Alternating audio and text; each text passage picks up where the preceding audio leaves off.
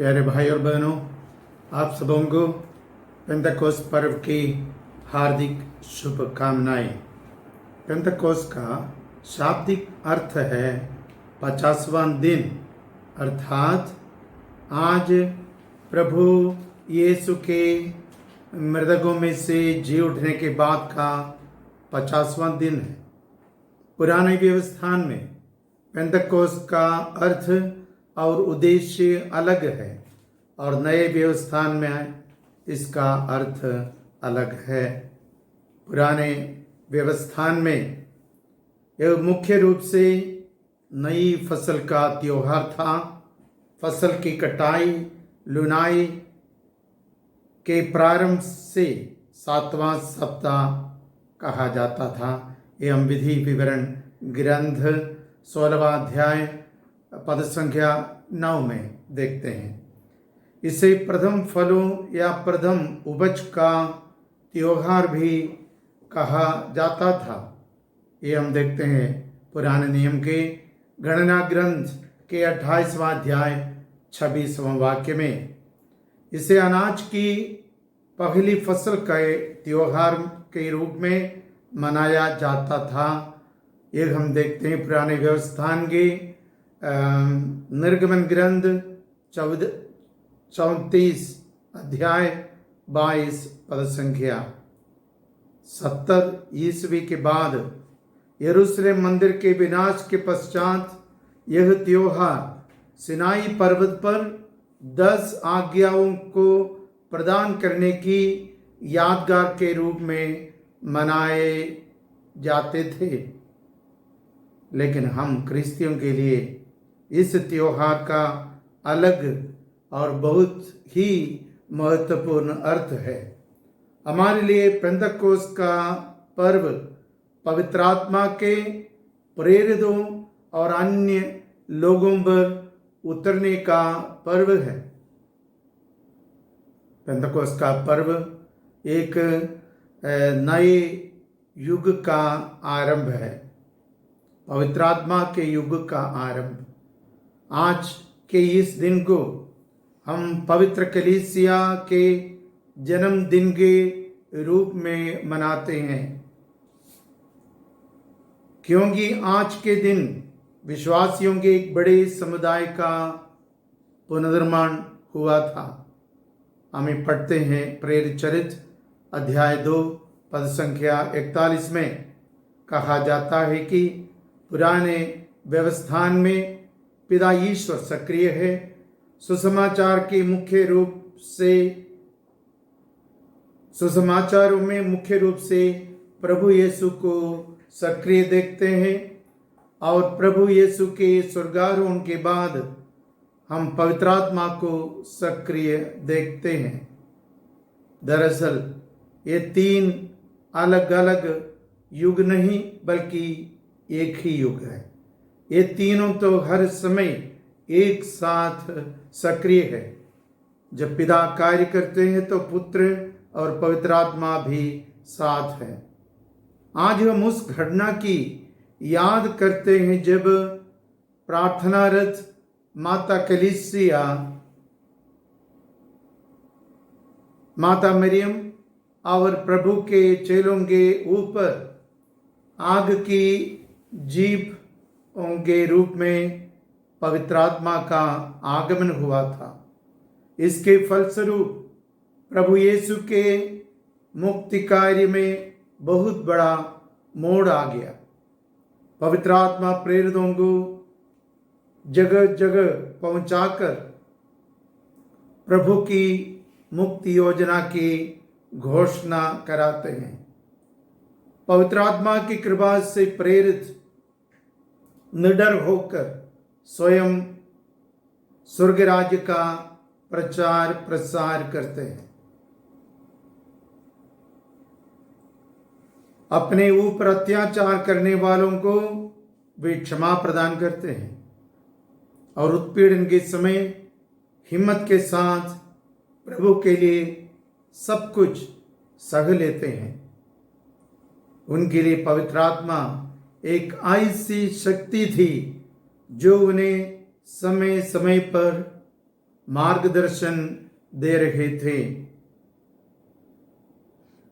शायद प्रभु की मृत्यु के बाद पवित्र आत्मा के आगमन तक प्रेरितों ने बेचैनी और असंतुष्टि का अनुभव किया होगा। प्रभु ने उनको आदेश दिया था कि वे एक साथ प्रार्थनामय वातावरण में पवित्र आत्मा की प्रतीक्षा करें। इस वचन हमें बताते हैं कि जब पवित्र आत्मा का आगमन हुआ तब माता मरियम के साथ शिष्य एकत्रित थे। ख्रिस्तीय जीवन बिताने के लिए प्यारे भाई और बहनों, हमें पवित्र आत्मा की बड़ी जरूरत है। प्रभु यीशु का जन्म पवित्र आत्मा की शक्ति से हुआ। पवित्र आत्मा की प्रेरणा तथा शक्ति को प्रभु यीशु ने अपने सार्वजनिक कार्यों में अनुभव किया। हम लोग भी दृढ़ीकरण संस्कार में पूर्व विदाई के अभिषेक के समय पवित्र आत्मा को स्वीकार किया, लेकिन उसी बड़ी शक्ति को, पवित्र आत्मा की शक्ति को हमने भी ठीक से शायद नहीं पहचाना। कोई भी पवित्र आत्मा के प्रभाव के बिना ये कह नहीं सकता है कि प्रभु यीशु ही है। पवित्र आत्मा ही कलीसिया में विभिन्न प्रकार के सेवा कार्य के लिए प्रेरणा तथा शक्ति प्रदान करते हैं। पवित्र आत्मा ही कई व्यक्तियों को जोड़कर कलीसिया रूपी समुदाय में यीशु के शरीर का रूप देते हैं। उत्पत्ति ग्रंथ अध्याय 11 में पढ़ते हैं कि मनुष्य ने घमंडी बनकर बाबुल में मीनार बनाकर ईश्वर के विरुद्ध पाप किया। इस पर ईश्वर ने उनकी भाषा में ऐसी उलझन पैदा की कि वे एक दूसरे को समझने में असमर्थ हो गए। इसके ठीक विपरीत जब माता मरिया और प्रेरितगण ईश्वर के सामने विनम्र बनकर पवित्र आत्मा की कृपा को प्राप्त किया तो दुनिया के विभिन्न देशों से आए हुए विभिन्न भाषा बोलने वाले लोग प्रेरितों की बातें अपनी अपनी भाषा में समझने लगे। प्यारे भाई और बहनों, पवित्र आत्मा एकता की आत्मा है। जब कभी हम एकता की कमी महसूस करते हैं, चाहे वह कलीसियाई समुदाय के बीच में हो, व्यक्तियों के बीच में, दिलों के बीच में, एक परिवार में हो, तो या फिर अपने ही अंदर हो, तो ये सब पवित्र आत्मा की अनुपस्थिति और अनुभव की कमी के कारण ही है। पवित्र आत्मा हमारे सहायक कैसे हैं? कैसे वह हमारी सहायता करता है?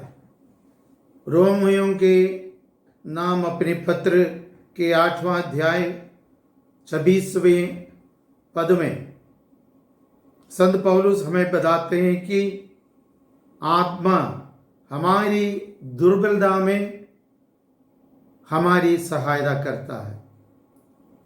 हमें नहीं जानते कि हमें कैसे प्रार्थना करनी चाहिए, किंतु हमारी अस्पष्ट आहों द्वारा आत्मा स्वयं हमारे लिए विनती करता है।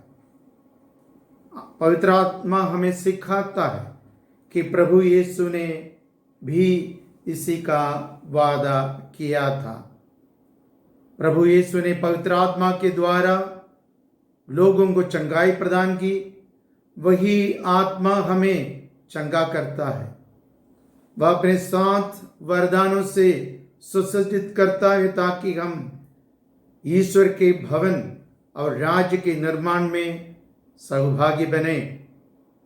वह हमें 12 फल प्रदान करता है जो हमारे जीवन में दूसरों के समक्ष साक्ष्य प्रस्तुत करते हैं। अगर हमें प्रभु यीशु की इच्छा अनुसार जीवन बिताना है, अगर हमें इस दुनिया को प्रभु यीशु के सपनों का ईश्वरीय राज्य बनाना है, तो अपने दिलों में, अपने परिवारों में, अपने काम में, अपने जीवन के हर पहलू में पवित्र आत्मा का स्वागत करना होगा। अपने जीवन को प्रतिज्ञाद सहायक के मार्गदर्शन में सौंपना होगा। पवित्र आत्मा के 7 वरदान है: प्रज्ञा, समझ, ज्ञान, परामर्श, धैर्य, निष्ठा और ईश्वर का भय। प्रत्येक वरदान अलग अलग गुणों को बल प्रदान करता है। 4 वरदान बुद्धि से संबंधित गुणों को बढ़ाते हैं। समझ का वरदान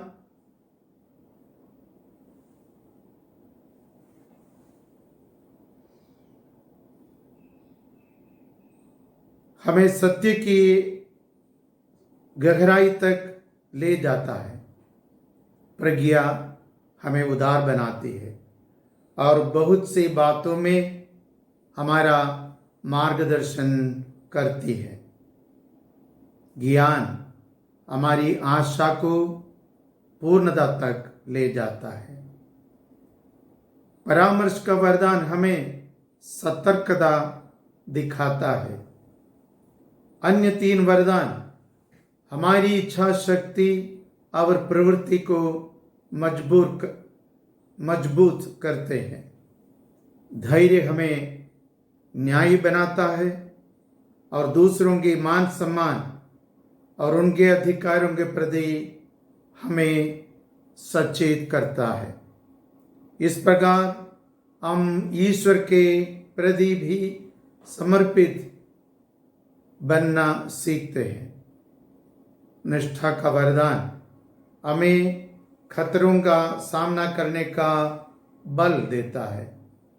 ईश्वर का भय हमारे पापों के प्रति झुकाव को नियंत्रित करता और उनसे हमारी रक्षा करते हैं। प्यारे भाई और बहनों, इस पर्व मनाते वक्त हमें समझना है कि हमें ईश्वर की ज्योति में चलनी चाहिए। ईश्वर के समक्ष हमारी समर्पण, हमारी खुलेपन कलीसिया को सबों के सामने प्रकट किया है। पेंतकोस्त के अनुभव उन्हें प्रेरितों को साहसी प्रचारक, उससे भी कहीं अधिक प्रभु के दूत बनाया। आज इस पवित्र आत्मा के सारे वरदानों के लिए हम इस वक्त प्रभु से अनुनय विनय करें। ये वरदान हमें प्रभु यीशु के साहसी प्रचारक एवं शिष्य बनने में, हमारे जीवन को सार्थक रूप से जीने के लिए पवित्र आत्मा हमें सहायता करेंगे। हम प्रार्थना करें। हे पवित्र आत्मा, हम पर उतर जा और सारी सृष्टि को पवित्र कर। आमीन।